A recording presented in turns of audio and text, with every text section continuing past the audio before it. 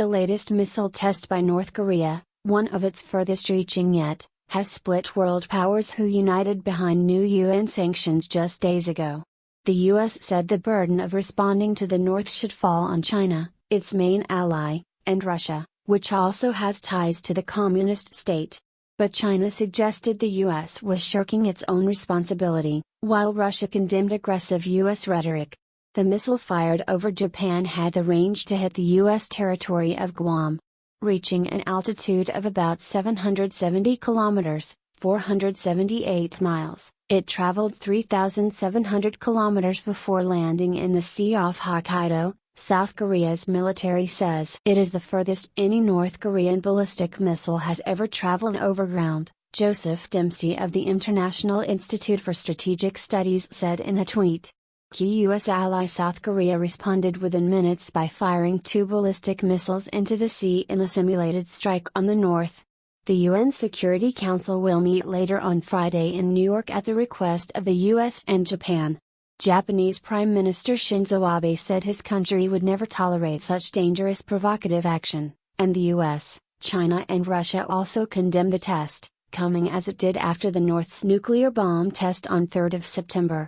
On Monday they united at the Security Council to vote unanimously to restrict oil imports and ban textile exports to North Korea in response to the nuclear test, which had violated UN resolutions. However, U.S. Secretary of State Rex Tillerson made clear Washington considered it was now up to Beijing and Moscow to act to restrain Pyongyang.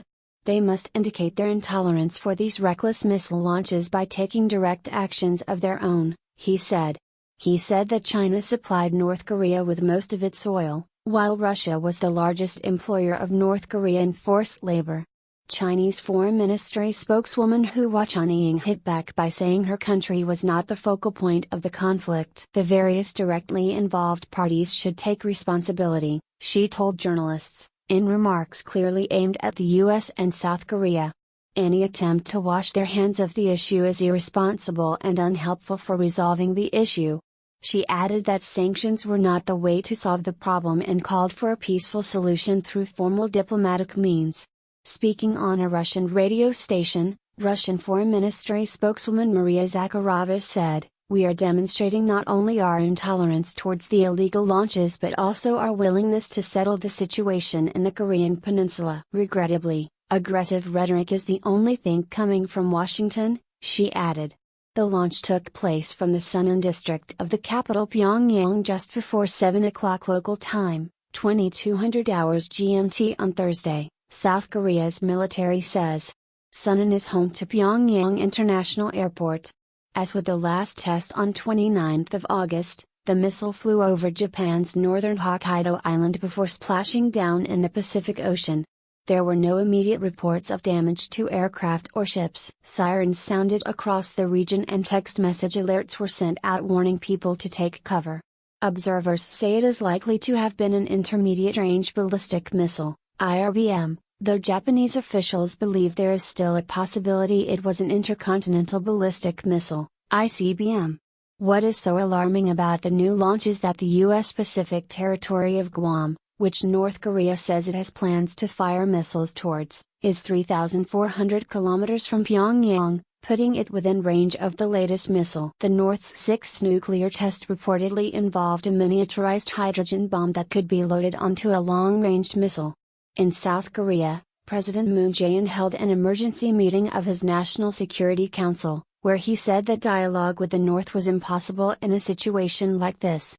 Officials have been ordered to prepare for possible North Korean chemical, biological and electromagnetic pulse, EMP, attacks, a presidential spokesman said. North Korea has said it has bombs capable of sending EMP shock waves, which would disrupt power supplies, although the claim has been greeted with some skepticism. The country does have an extensive chemical arsenal and may also have biological weapons. It insists it needs a nuclear weapons program to ensure its survival, and there has been no let-up in its fiery rhetoric.